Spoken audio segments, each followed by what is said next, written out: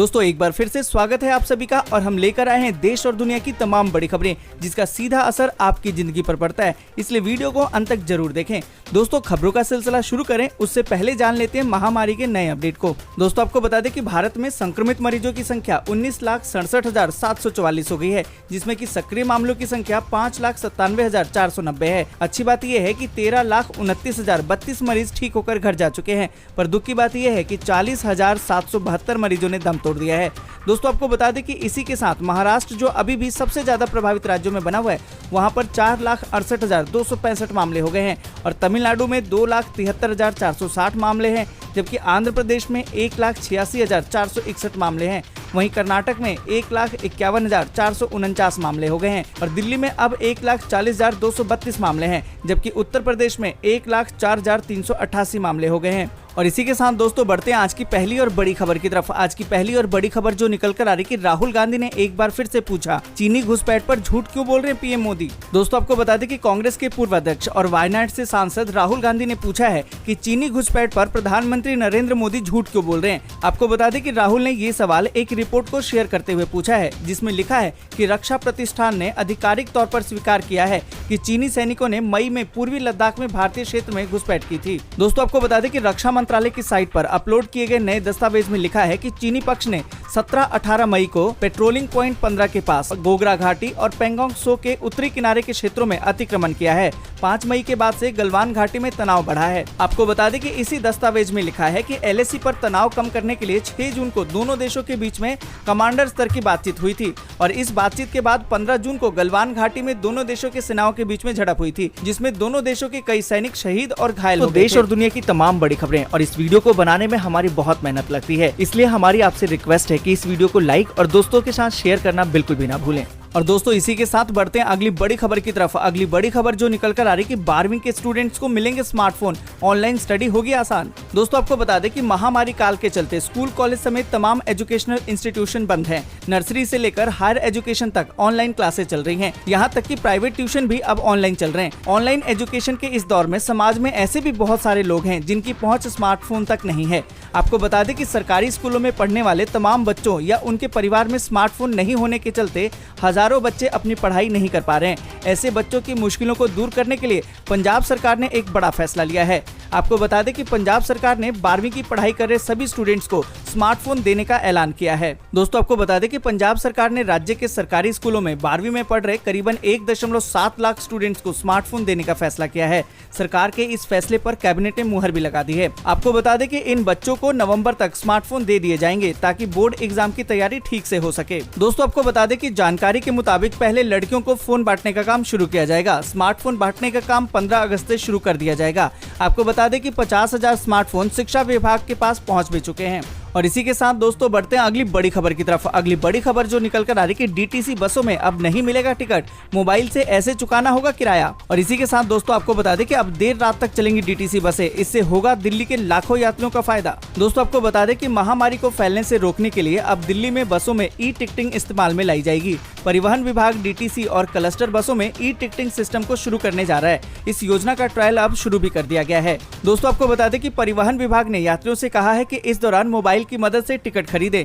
E-ticket लेने के लिए यात्रियों को अपने मोबाइल पर चार्टर ऐप को डाउनलोड करना होगा। इस ऐप की मदद से यात्री टिकट की कीमत या फिर चढ़ने उतरने वाले स्टॉप के विकल्प को चुनकर ई-टिकट ले सकते हैं। दोस्तों आपको बता दें कि यात्रियों और कंडक्टरों के बीच में टिकट या नकदी आदान प्रदान करने के दौरान सोशल डिस्टेंसिंग का पालन कराने में कठिनाई होती है, इसीलिए ई-टिकटिंग प्रणाली की योजना शुरू की जा रही है। और दोस्तों इसी के साथ आपको बता दें कि राष्ट्रीय राजधानी दिल्ली में महामारी संक्रमण के मामलों में तेजी से कमी आने के बाद यहाँ सब कुछ सामान्य करने की तैयारी जारी है। इस बीच दिल्ली में बसों से सफर करने वाले यात्रियों को राहत देते हुए दिल्ली परिवहन निगम ने बुधवार को बस सेवा सामान्य कर दी है। अब पहले की तरह दिल्ली में देर रात तक बसें चलेंगी। फिलहाल बसों में यात्रियों की संख्या सीमित ही रहेगी, यानी कि चालक कंडक्टर को छोड़कर सिर्फ 18 लोग ही सफर कर सकेंगे। दोस्तों आपको बता दें कि यात्रियों की माने तो बस सेवा सामान्य होने के बाद उनको बड़ी राहत मिलेगी, खासकर गरीब और मध्यम वर्ग के लोगों को, जिन्हें शाम 7 बजे के बाद ऑटो या टैक्सी के सहारे घर लौटना पड़ता था ऑटो टैक्सी वाले शेयरिंग में भी ज्यादा पैसे वसूलते थे। और दोस्तों इसी के साथ बढ़ते आगे और आपको बता दें कि गैर निवासी केरल वासियों को मुख्यमंत्री विजयन ने आर्थिक सहायता देने का किया ऐलान। दोस्तों आपको बता दें कि केरल में अनिवासी लोगों के लिए राज्य सरकार ने वित्तीय सहायता प्रदान करने की घोषणा की है। दोस्तों आपको बता दें कि मुख्यमंत्री पिनराई विजयन ने लॉकडाउन के चलते राज्य में फंसे हुए गैर निवासी केरल वासियों को वित्तीय सहायता पैकेज देने का ऐलान किया है। दोस्तों आपको बता दें कि मुख्यमंत्री ने जानकारी देते हुए कहा है कि आपदा राहत कोष से नूरका रूट्स को 50 करोड़ रुपए की आवंटित करने के निर्देश दिए गए हैं। आपको बता दें कि ये पहले दिए गए 8.5 करोड़ रुपए के अतिरिक्त हैं।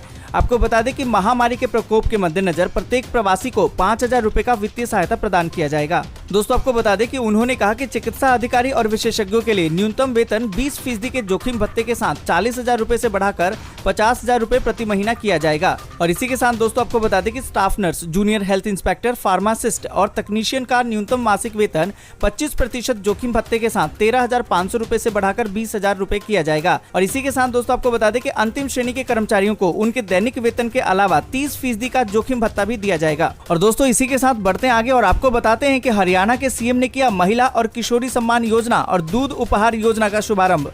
दोस्तों आपको बता दें कि मुख्यमंत्री मनोहर लाल ने 2 योजनाओं मुख्यमंत्री दूध उपहार और महिला और किशोरी सम्मान योजना का शुभारंभ किया है। आपको बता दें कि सभी उपायुक्तों से कहा गया है कि मुख्यमंत्री दूध उपहार योजना को फ्लैगशिप कार्यक्रमों में शामिल करें।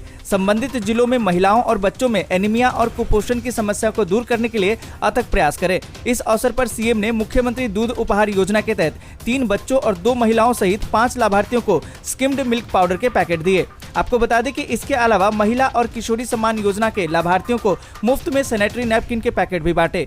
वीडियो कॉन्फ्रेंसिंग के माध्यम से सभी जिलों में दोनों योजनाओं के तहत लाभार्थियों को पैकेट वितरित किए गए। आपको बता दें कि मुख्यमंत्री दूध उपहार योजना के तहत 1 से 6 साल तक के बच्चों तथा गर्भवती और दूध पिलाने वाली माताओं को फोर्टिफाइड सुगंधित स्किम्ड मिल्क पाउडर दिया जाएगा। महिला और किशोरी सम्मान योजना के तहत 11,24,871 बीपीएल परिवारों की 10 से 45 वर्ष तक की किशोरियों और महिलाओं को मुफ्त में सैनिटरी नैपकिन उपलब्ध करवाए जाएंगे।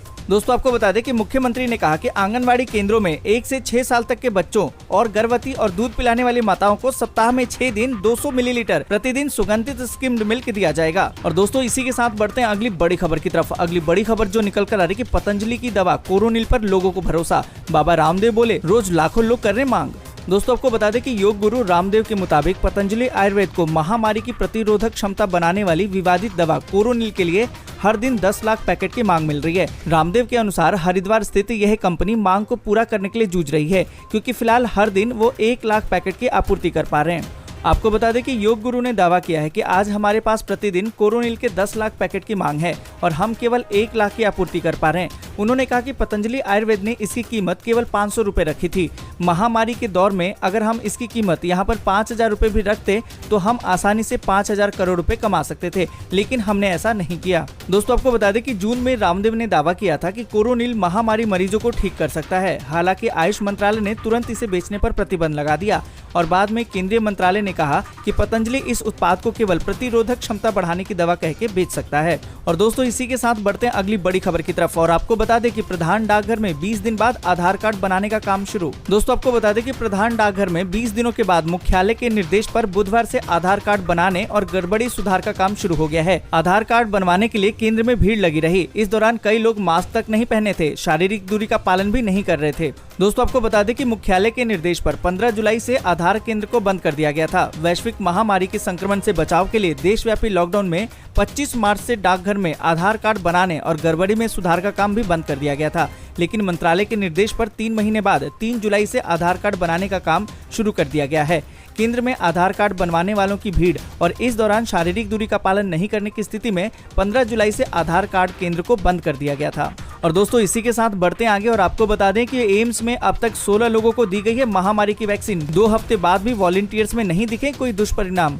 दोस्तों आपको बता दें कि महामारी से इस समय पूरा विश्व ही जूझ रहा है। दुनिया भर के वैज्ञानिकों के लिए ये बीमारी एक चुनौती बन गई है, जिसकी दवा या वैक्सीन कई देशों के चिकित्सक बनाने की कोशिश में लगे हैं। ऐसी कोशिश भारत में भी हो रही है।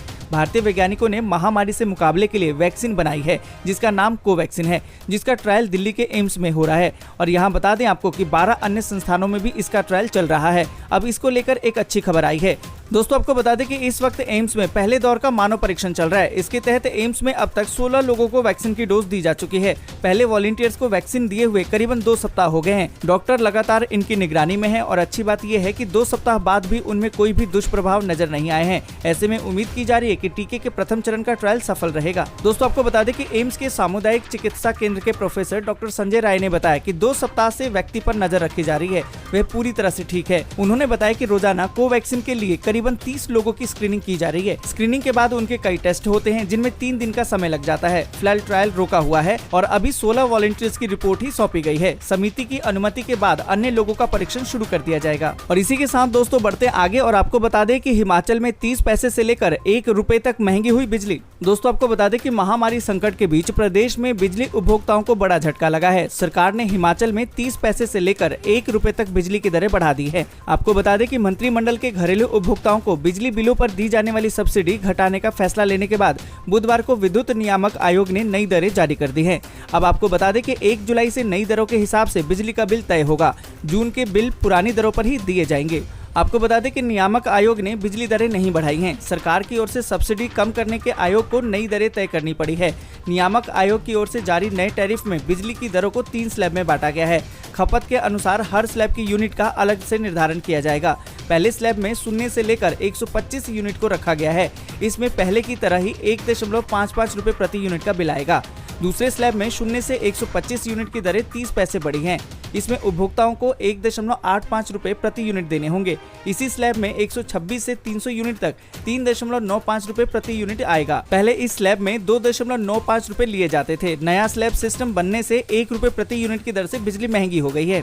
और इसी के साथ दोस्तों बढ़ते आगे और आपको बता दें कि NIOS का 12वीं का रिजल्ट हुआ जारी। देखिए डायरेक्ट लिंक। दोस्तों आपको बता दें कि national institute of open schooling यानी कि NIOS के 12वीं के परिणाम अब घोषित कर दिए गए हैं। इसके साथ ही लगभग 3 लाख छात्रों का लंबा इंतजार भी अब खत्म हो गया है। आपको बता दें कि सुप्रीम कोर्ट ने national institute of open schooling को चालू शैक्षणिक सत्र के नतीजे की घोषणा 7 अगस्त तक करने को कहा था। दोस्तों आपको बता दें कि परीक्षार्थी अपना रिजल्ट NIOS.ac.in पर या फिर डायरेक्ट लिंक पर जाकर चेक कर सकते हैं। और इसी के साथ दोस्तों बढ़ते आगे और आपको बता दें कि पूर्ण लॉकडाउन से बंगाल में थम गया जनजीवन। विमान और ट्रेन सेवा रही बंद। दोस्तों आपको बता दें कि महामारी के बढ़ते संक्रमण को रोकने के लिए बुधवार को पूरे बंगाल में लगाए गए पूर्ण लॉकडाउन के चलते जनजीवन की रफ्तार एक बार फिर से थम सी गई है। राज्य सरकार द्वारा 20 जुलाई को घोषित हफ्ते में 2 दिन पूर्ण लॉकडाउन की योजना के तहत ये चौथे दिन, जबकि इस महीने का ये पहला लॉकडाउन था। इससे पहले 23, 25 और 29 जुलाई को पूर्ण लॉकडाउन लागू किया गया था। आपको बता दें कि इधर लॉकडाउन के कारण कोलकाता सहित पूरे राज्य भर में सुबह से रात तक सड़कों पर सन्नाटा पसरा रहा। जरूरी सेवाओं को छोड़कर सभी दुकानें, बाजार, सरकारी और निजी कार्यालय, व्यापारिक प्रतिष्ठान, बैंक आदि सब बंद रहे और परिवहन के सभी माध्यम भी सड़कों से गायब रहे। कोलकाता एयरपोर्ट से भी इस दिन सभी विमानों की आवाजाही बंद रही। वहीं हावड़ा, सियालदह और राज्य के अन्य स्टेशनों से खुलने और आने वाली सभी स्पेशल ट्रेन की आवाजाही भी बंद रही। और इसी के साथ दोस्तों बढ़ते आगे और आपको बता दें कि 35 रुपए में होगा महामारी का इलाज। सन फार्मा ने बाजार में लॉन्च की दवा। दोस्तों आपको बता दें कि महामारी के इलाज के लिए सस्ती दवा अब बाजार में आ गई है। दवा बनाने वाली प्रमुख कंपनी सन फार्मास्यूटिकल इंडस्ट्रीज ने महामारी बीमारी के हल्के लक्षणों वाले मामलों में इलाज के लिए एंटीवायरल दवा फेविपिराविर को फ्लूगार्ड ब्रांड के नाम से पेश किया है। इसकी कीमत प्रति टैबलेट 35 रुपए है। आपको बता दें कि सन फार्मा ने शेयर बाजार को बताया कि फ्लूगार्ड इस हफ्ते से बाजार में उपलब्ध होगी। फेविपिराविर एकमात्र ओरल एंटीवायरल इलाज है जिससे कि भारत में हल्के से मध्यम महामारी रोग के संभावित इलाज हेतु मंजूर किया गया है। और इसी के साथ दोस्तों बढ़ते आगे और आपको बता दें कि यूपी में आज से 14 अगस्त तक नहीं बनेंगे लर्निंग डीएल। इस वजह से लिया गया है बड़ा फैसला। दोस्तों आपको बता दें कि प्रदेश भर में गुरुवार से 14 अगस्त तक लर्निंग ड्राइविंग लाइसेंस नहीं बनेंगे। इस दौरान लर्निंग ड्राइविंग लाइसेंस के जिन आवेदकों को टाइम स्लॉट मिला था वे निरस्त कर दिया गया है। इन आवेदकों को अब नए सिरे से टाइम स्लॉट जारी किया जाएगा, जिसका मैसेज उनके मोबाइल पर भेजा जाएगा। दोस्तों आपको बता दें कि परिवहन विभाग ने महामारी के मरीजों के बढ़ने के कारण सुरक्षा के मद्देनजर इसका फैसला लिया है। जिन आवेदकों को 6 से 14 अगस्त तक लर्निंग ड्राइविंग लाइसेंस का टाइम स्लॉट देकर उनको डीएल बनाने की प्रक्रिया पूरी कराने का समय दिया गया था, उनको अगला टाइम स्लॉट सितंबर के दूसरे हफ्ते में दिया जाएगा। ऐसे सभी आवेदकों के मोबाइल नंबर पर टाइम स्लॉट की तारीख की सूचना मैसेज में पहुंच जाएगी। और इसी के साथ दोस्तों बढ़ते हैं अगली बड़ी खबर की तरफ। अगली बड़ी खबर जो निकल कर आ रही कि दिल्ली में महामारी से होने वाली मौतों पर लगेगा ब्रेक। सीएम केजरीवाल ने उठाए ये बड़े कदम।